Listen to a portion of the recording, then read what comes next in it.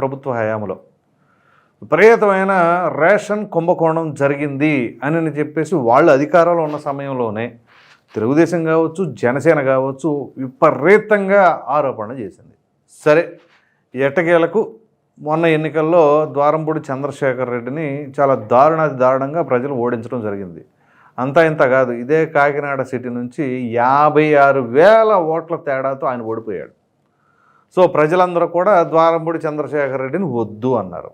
అయితే ఇక్కడ ప్రధానంగా ఎన్నికల సమయంలో కావచ్చు, దానికి ముందు కావచ్చు, కూటమి అభ్యర్థులు, నాయకులు చేసిన ఈ ఎలిగేషన్స్ ఏంటి అంటే అక్కడ కాకినాడ పోర్టును వేదికగా చేసుకొని ఈ రేషన్ బియ్యాన్ని అక్రమంగా తరలించేశారు, కొన్ని 100 కోట్లను లూటీ చేశారు అని చెప్పేసి అన్నారు.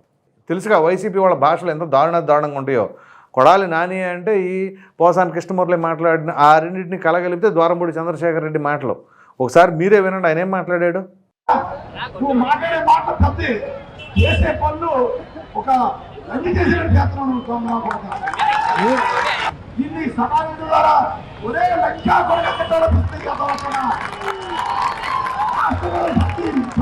లోకంలో నిన్ను తిట్టాలుంది, నిన్ను పట్టాలుంది. విన్నారు కదా ఆ మాటలు, ఎంత దారుణం అండి. ఒరే లమ్ డాష్గా అని చెప్పేసి సంబోధించాడు అని అంటే ఇక దీనిని బట్టి అర్థం చేసుకోండి, ప్రజాస్వామ్యంలో ప్రజల ముందు ప్రజల సమక్షంలో ఆ రకమైన భాషా పదజాలమా? సో అటువంటి ఆయన్ని సరే నిజంగా అవినీతి చేశారు, అక్రమాలకు పాల్పడ్డారు, 100 కోట్ల ప్రజాధనాన్ని లూటీ చేశారు అని చెప్పేసి అప్పట్లో అన్నారు. మరి ఇప్పుడు అధికారంలోకి రాగానే ఇమ్మీడియట్గా తనిఖీలు అన్నారు, దాడులు అన్నారు, అన్నీ చేశారు, దొరికినాయి అన్నారు. మరి ఇప్పుడు ఏమైంది ఆ కేసు? అసలు ద్వారంపూడి చంద్రశేఖర్ రెడ్డి ఆయన ఏం చెప్తున్నాడు?